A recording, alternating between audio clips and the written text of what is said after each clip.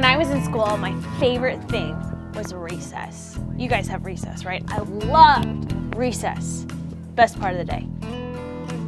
So some of my favorite games that we played at recess would be like tag, freeze tag, capture the flag, and Red Rover, and kickball. Amazing. But you know, all of those games require teams.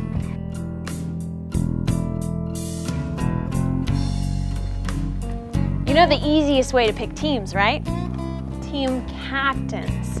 Now it's pretty cool if you get to be the team captain, then you can choose your best friends or the best athletes to be on your team. But if you're not the team captain and your best friend isn't the team captain, then it can be a pretty bad thing.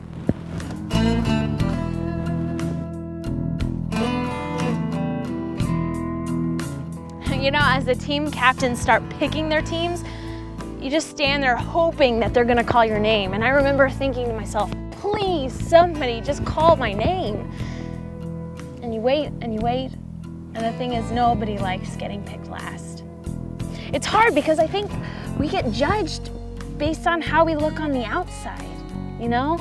Like if we look tall enough or short enough or fast enough or right for the sport. And that even happens with people who love God, even God's prophets.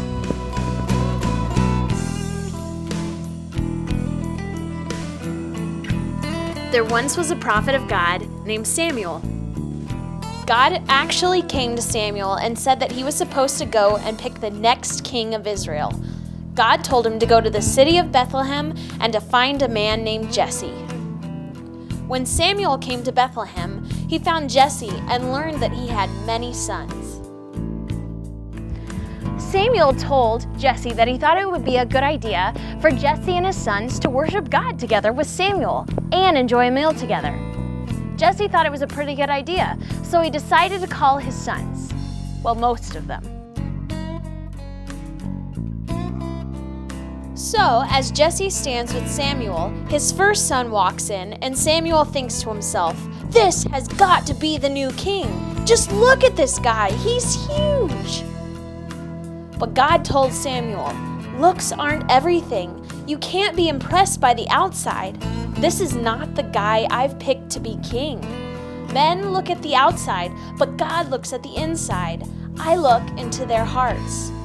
So, Eliab, the first son, turns out to not be the king. But Samuel didn't have time to worry because Jesse's next son, Abinadab, showed up to be introduced.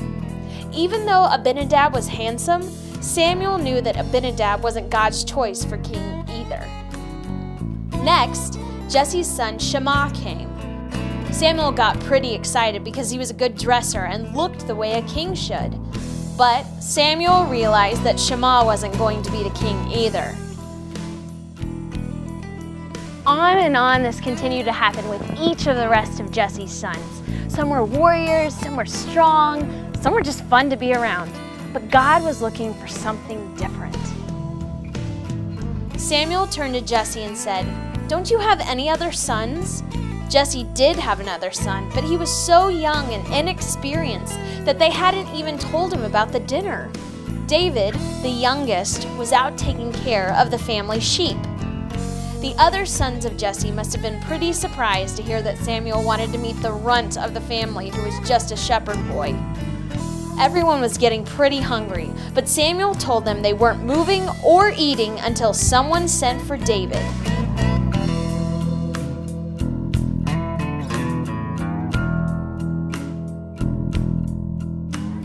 Samuel had all these ideas about what a king should look like or act like, but God had something different in mind. He wanted Samuel to look at the inside.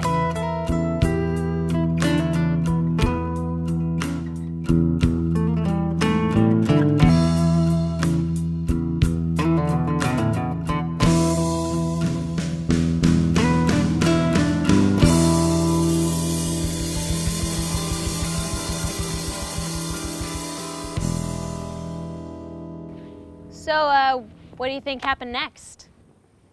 1 Samuel chapter 16, verses 12 and 13. Did you hear that? 1 Samuel chapter 16, verses 12 and 13. I'll race you, okay? On your mark, get set, go.